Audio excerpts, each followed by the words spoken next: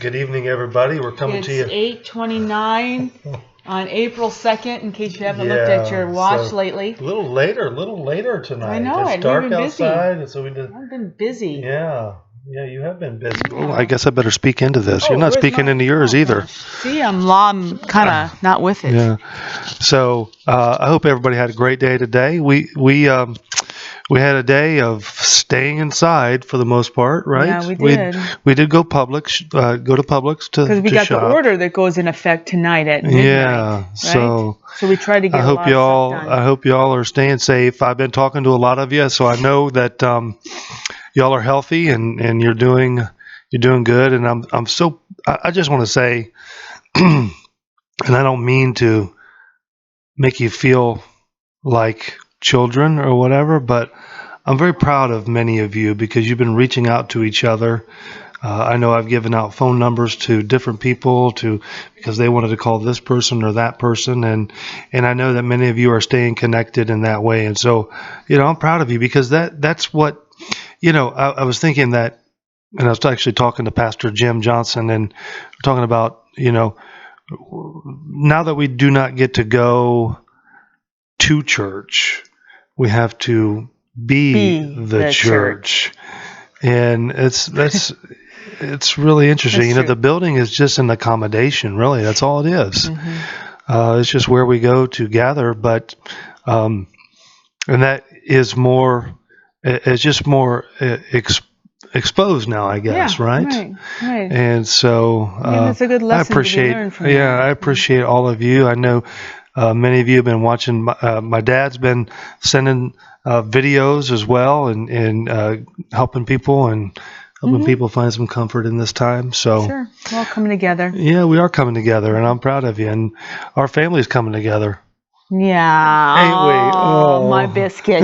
Oh my goodness! I always call him. I call him my Did you biscuit. just say that? Yeah. Right? It's just, most people know I call you biscuit. I'm sporting my Buckeye stuff today. Actually walked into 7-Eleven today, and the lady behind the counter goes, "Hey, I like your shirt and your hat." And we got to talking, and she knew where my hometown was in Ohio, which is unusual because it's small and got a weird name, but she knew it. Yeah, she did. Yeah, I saw you guys talking. Yeah. There. I was sitting out in the car. We were wondering when we're going to get to see our. Coming back to the. Please. We were wondering when we're. A little nervous. Dolly is a showgirl. I know, she has to be in every showgirl. picture.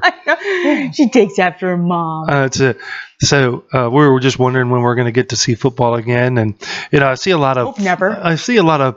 See a lot of Facebook posts and stuff talking about essential workers and how we've all kind of figured out now that the stars in Hollywood and the sports icons are not essential. Not essential.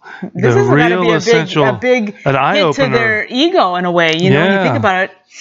It's an eye opener, and yet we pay them enough about and them. Yet we getting pay in them there and talking about politics and stuff like that, and all of a sudden you don't hear anything from them. Well, I know that there are some NBA players, and I think I've heard some football players who are and baseball players who, a lot of the stadium workers have been laid off and stuff. And I know that some of the players have been donating money to help those people get through that time. So some people are doing some good. Oh, and I don't know. Absolutely. I don't know who they are. I can't name any names, but absolutely. But we pay them millions of dollars, and it's a great opportunity for them to give back at this time, right? Right. They have a real opportunity to show that life is not all about money, or sports. But I got to sport my Buckeyes. Anyhow, so yeah. So I wanted to talk to you today about something in particular. What's that, Jeff? What do you want to talk to us about? Well, I want to talk about confidence. Oh, I could use some confidence from time to time. Oh, yeah. Sure. I think especially, especially for women, sometimes we can lack some confidence and some. I don't know. Well, I think it's true for men and women. Sure. For sure. Well, I can only speak for women since I am one. Yeah. Okay. so confidence, and so and this is confidence in a spiritual sense. Obviously, is what I'm talking about. Uh-huh. You know, the Bible says in Hebrews, I'm going to read this to you, Hebrews chapter 4. Starting in verse 14, it says, "Since then we have a great high priest who has passed through the heavens, Jesus, the Son of God. Let us hold fast our confession. For we do not have a high priest who is unable to sympathize with our weaknesses, but one who in every respect has been tempted as we are, yet without sin. Let us then with confidence draw near to the throne of grace, that we may receive mercy and find grace to help in time of need." And so the kind of confidence that I'm talking about is confidence in our prayer life. You know, I think oftentimes we feel maybe that God is not listening to us or that God is not answering our prayers. But, you know, we stand before the throne of God, and we can stand before the throne of God with confidence, not because of any merit on our part or anything that we have done, but because we have such a great high priest, one who has passed through the heavens, one who was dead and was buried and was resurrected again. And hey, that's, you know, we're about to celebrate Easter coming up soon, and so that's something to really think about. But we can have confidence to come to God in prayer. Now, the Bible says that sometimes we ask for things because we want to spend it on our passions. That's what James talks about. But then in other places it says, you know, we don't have because we don't ask.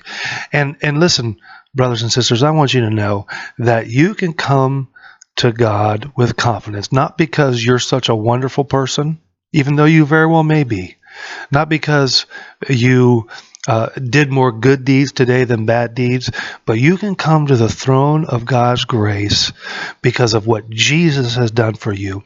And so you can stand there and say, I stand before you, God, because Jesus is my high priest. And so I'm going to confidently ask you for grace and mercy in this time. And you know what? That's the kind of prayer that God hears and answers. Okay? Isn't that good? Confidence. That's good confidence. That's good confidence. Confidence that's going to last. That's right. You know, yeah. Not like our earthly confidence that we have. That comes and goes. It comes and goes. You know, we do something good, we get confident about that, but then the next time we try, we fail, right? Yeah, and then all the confidence goes right away. But Right. This is long-lasting confidence we can count on. Yeah, because Jesus has done all the work for us. Yes. And he did it perfectly. And so we can come to God confidently to his throne to seek mercy and grace. And so I urge you today to pray confidently, and God will answer your prayers, okay? That's it. All right. All right, God bless you. I love you. We'll see you again tomorrow. See ya.